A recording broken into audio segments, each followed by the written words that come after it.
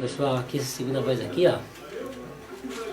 Depois da segunda voz de Chitãozinho, ó. Faz, é assim, ó. A voz fica mais ruim da primeira. Ó, ó.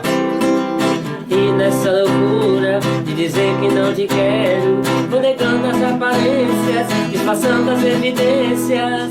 Tá vendo, ó? Aí, ó, se quiser fazer a segunda voz, você também faz, ó. Fica mais estranho, é como se fosse uma terceira voz, mas a terceira voz é mais longe da primeira voz, que esse Chitãozinho faz. Essa outra que eu vou fazer na mesma linha da primeira.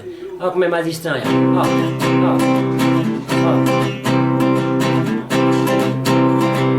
E nessa loucura de dizer que não te quero, tá vendo?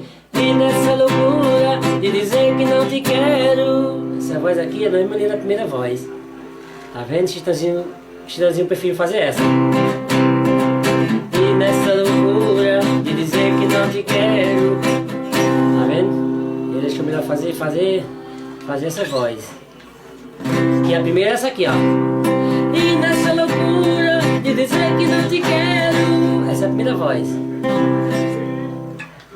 Agora a outra voz de novo, na mesma linha da primeira voz. E nessa loucura de dizer que não te quero. Agora a voz de Chitãozinho.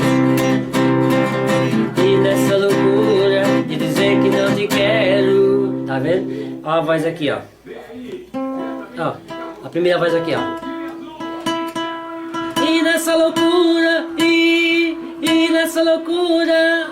Aí, ó, a voz de Chitãozinho faz essa mais longe aqui, ó. E nessa loucura, ó.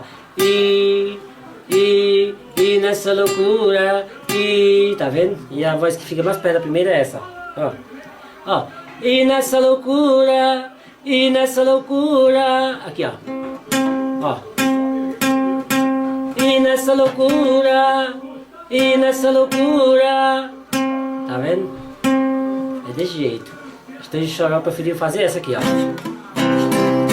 E nessa loucura de dizer que não te quero, tá vendo?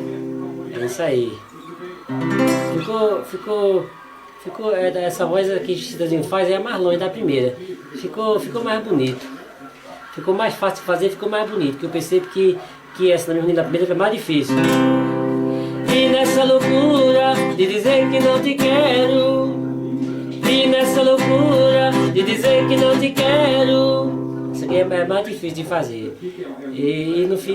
Mas não fica muito bonita não. Bonito fica essa de Chitãozinho mesmo. Que fica mais longe da primeira voz, fica mais bonito.